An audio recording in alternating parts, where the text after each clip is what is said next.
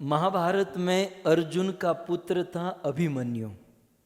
बड़ा खिलाड़ी था, अनेक लोगों को मारता, अनेक लोगों के साथ युद्ध करता, बड़ा उत्साही लड़का था। क्योंकि सुभद्रा का बेटा, अर्जुन का बेटा अभिमन्यु।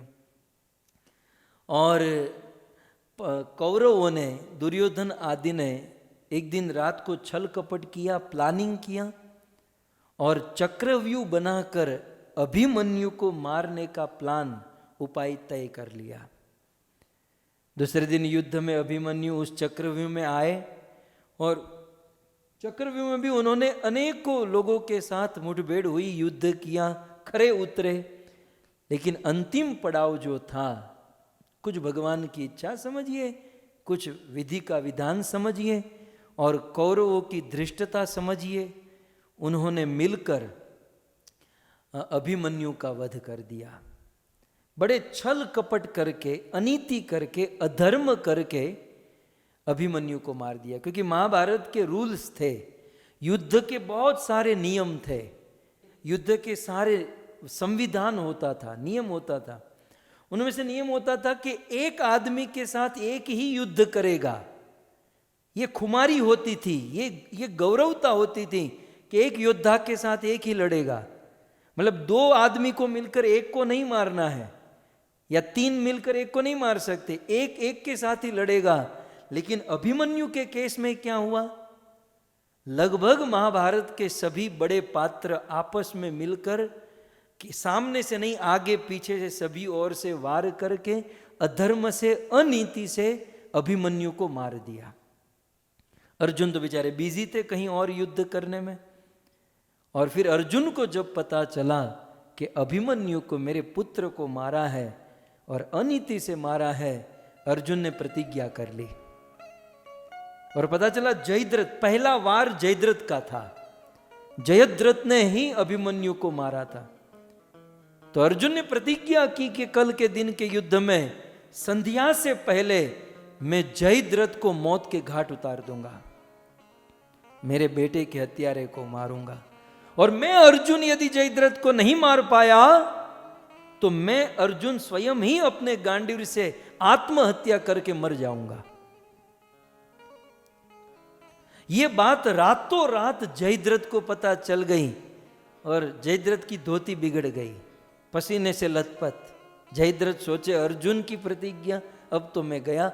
एक तो अर्जुन, ऊपर से उनका रथ चलाने वाले कृष्ण, करते करते काम तो हो गया, अभिमन्यु को मार तो दिया, लेकिन अब बड़ी परेशानी। तब जयद्रथ ने सोचा कि दूसरे दिन युद्ध में जाऊंगा तो अर्जुन मुझे मारेगा ना, मैं युद्ध में ही नहीं जाऊंगा और संध्या तक अर्जुन मुझे खोज नहीं पाएगा, आत्महत्या करके मरेगा, दोनों काम हो जाएगा, अर्जुन भी मरेगा, मैं भी बच जाऊंगा।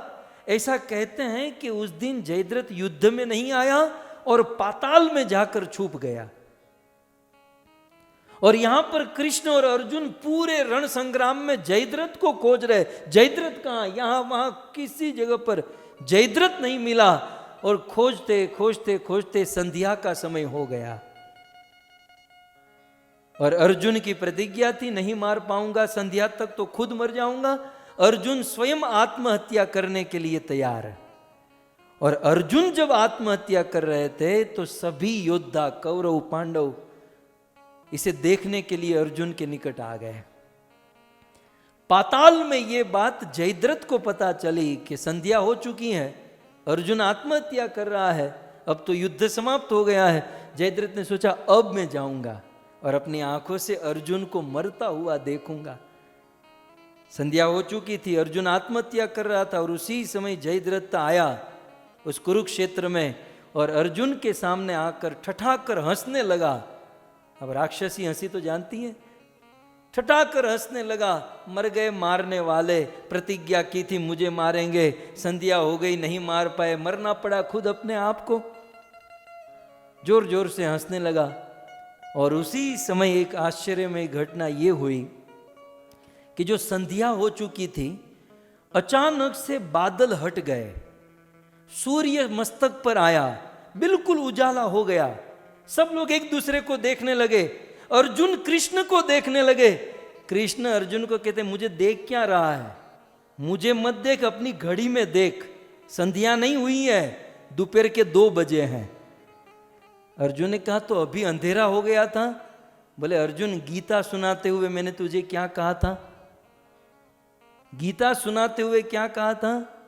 ये सूर्य चंद्र तारे नक्षत्र मत भयाति वाति वातो यम सूर्य तपति मत भयात वर्षत इंद्र दह्यत अग्नि मृत्युश्चरति मत भयात।